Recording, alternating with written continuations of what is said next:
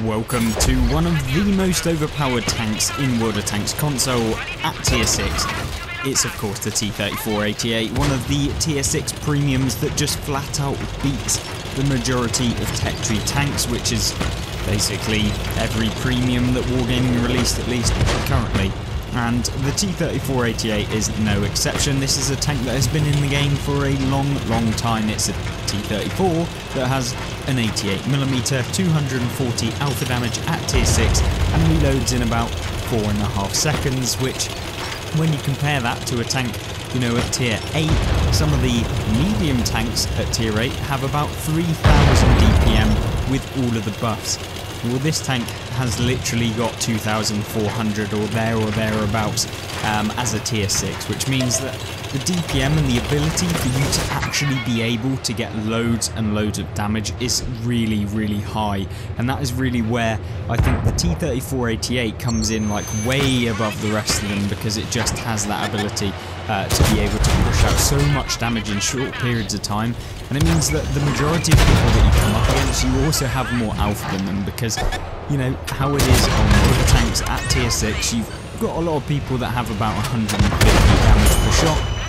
But when you've got 240 alpha damage, it means that even some of the heavy tanks that you're coming up against, you've got more alpha damage than them. And by alpha damage, I just mean like the pure amount of damage that you're dealing in every single shot, which means that you can out-trade your opponents, and therefore you're going to come out much more on top. And even tanks like the broken, and I mean absolutely broken, Panzer V4 get demolished by this tank, and that can't be said for a lot of tier 6s. Often the Panzer V4 is the one that's doing the demolishing, so when you can reverse that, it's always so much fun.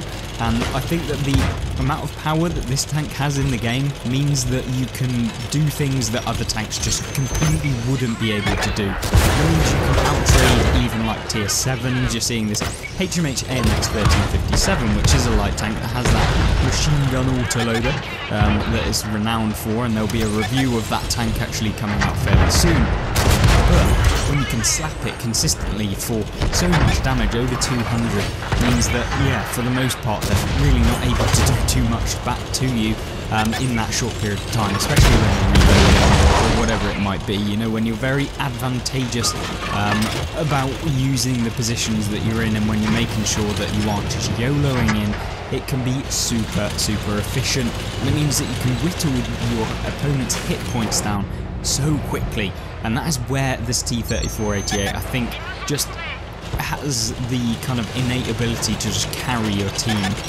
When I see this tank on the enemy team, I usually think, oh damn, that thing is definitely going to be a struggle to actually deal with, especially if I'm in something like a T-34-85, which in all intents and purposes is an amazing tank itself, but when you compare it to the T-34-88, it just gets that alpha damage buff over all of the rest of the T-34s, which basically means that for the most part, like, they're not going to be able to do anything to you. And when you're in this sort of position where you're coming up against literally like tanks that aren't even looking at you, they really get taken out so quickly. And I think that it's this ability where you just feel like you're the top dog all of the time with the T-34-88. Means that, yeah, you can even get into some very aggressive positions that allow you to do things that in all intents and purposes would just not be possible on the majority of tanks within World of Tanks. And so you see when we get into this position, you know, we're literally just farming damage from the side of all these tanks. 4.3 seconds to do this alpha damage means that, you know, within this game you've picked up like 2,000 damage already. Well, 2,200 I think. Obviously Wargaming's overlay still going over where you actually want to see your damage roll, but there we go.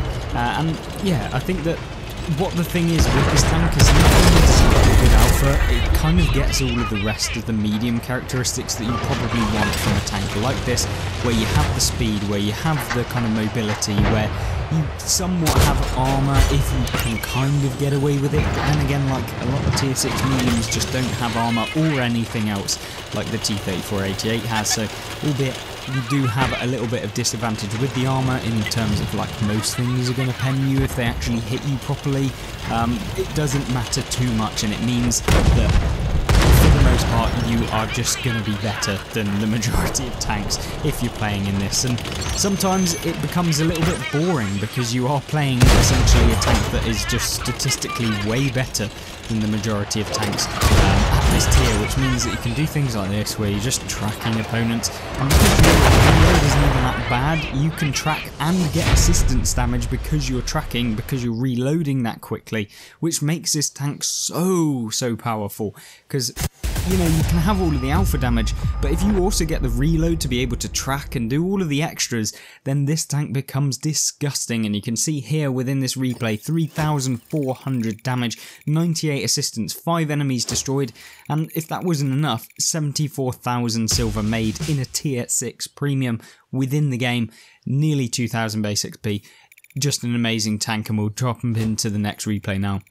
Next replay, Redshire, my favourite map in the game, and of course we are hoping to have a good result. And when you're playing a medium on Redshire, it's pretty much the best map that you could possibly get, so it's going to be good. You're going to have the ability to do that high amount of damage, and in something like T34 or 88, when you're top tier in a tier 6 game, it makes it so easy. And I mean, even in tier 8 games, which you can come up against with this tank, the premium rounds have far enough penetration to allow you to actually compete with some of those tier 8s. And yeah, saying like we did earlier, where you have the alpha damage of potentially like a tier 8 medium as well, it means that you don't actually trade that badly with some of them, and it means that yeah, you can dish out damage against the opponents fairly easily, and you don't have to think too much about it. And you can see here, coming up against a Tog, it's like pretty much Farm City, and already within the very beginning of the game, using this position up here, we were able to pick up 421 damage.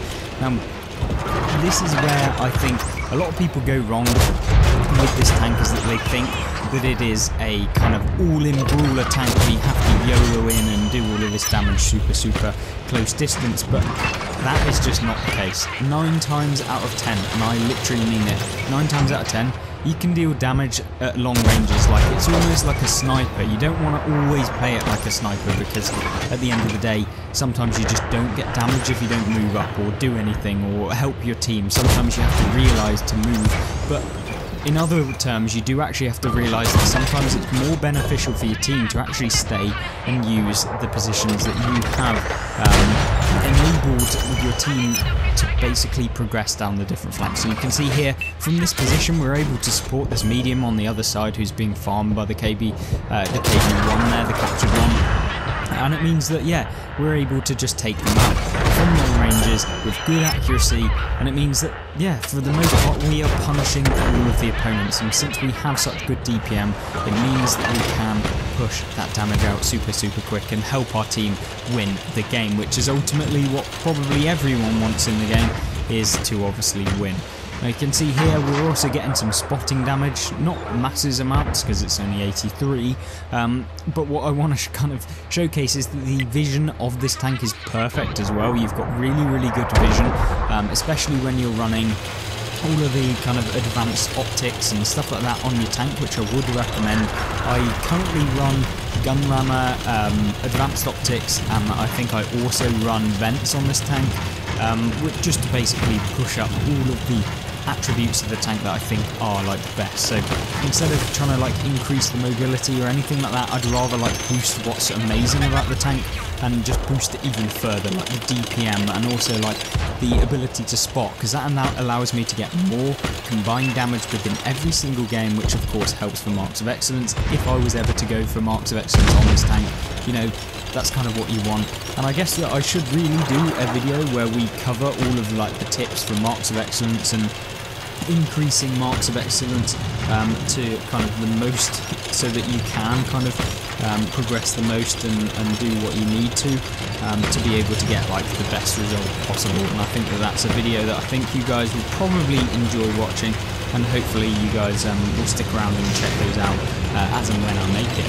But back to this game, you can see it's not necessarily like a win game. Like, it is 7-5, we're probably going to win this game, but you know, with 2 autoloaders on the enemy team, it could go either way. And so what we've got to do is hopefully not get any lag like you're seeing there, which of course is always the problem with my internet. So Yeah, unfortunately we don't manage to get the shot on the Panzer there, which I guess we were getting a little bit unlucky with the shots. I mean, it was kind of an auto-aim, but I was hoping since we waited a little bit of time to be able to get the snap on.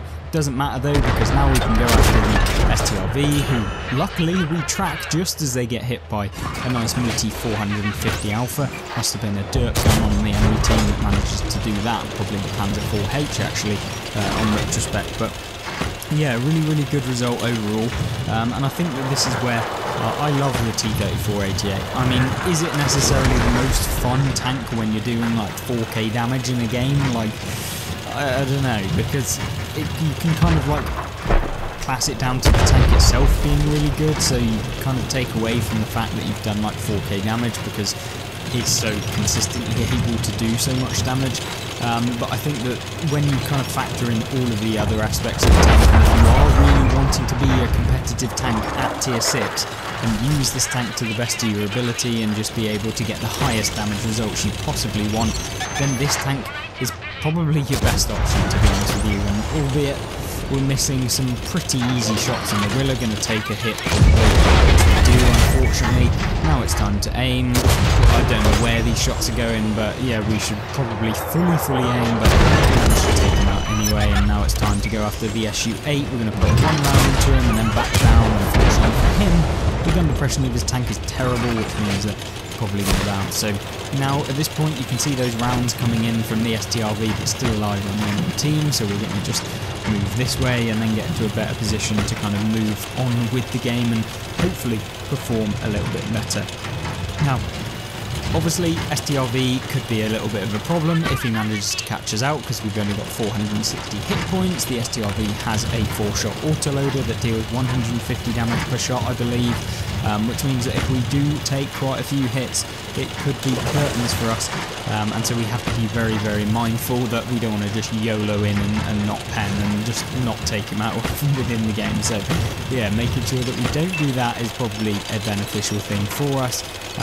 But in this game, I want to highlight that sometimes it's always good to kind of progress and move within the game, because there's plenty of results which are probably better than this that I've had, but a lot of it's just like the opportunity arises where you can literally just like sit and you can just farm damage on tier 6s or tier 5s or tier 7s or whatever it might be. Like Tigers are the ones that you want to come up against in this tank, because you just don't bounce and you also have the ability to just rocket out tons of damage. Unfortunately we missed the shot, and as we talked about earlier, we don't want to be missing any shots in this tank because yeah, that's an autoloader and he may just take us all out. Luckily we're on 1 hit point worth of health left, and a bit of a misplay at the end of the game, but still a really good result overall. We managed to have a decent go at it. We managed to really push out quite a lot of damage, and at the end of the day that is exactly what you want within the game. 2,403 damage, 1,500 base experience, and I must say this tank is one that you are going to want within your game and your garage to be able to perform really well. And with a 3k damage combined game being not even that hard in the tier 6, then yeah, I think that tells you something about the tank itself. But there we go, hopefully you did enjoy this video. Check out some other tier 6 gameplay that I will showcase right now on screen that you can click on. Really do hope that you watch that video because it is insane. And then obviously the gameplay and tank reviews playlist on the right, where you can have a look through all of the reviews that we've gone through in a similar sort of format, where we look at the tank, give a review and showcase some of the best tanks in the World of Tanks console. Hopefully you enjoy that, and I'll see you there. Goodbye.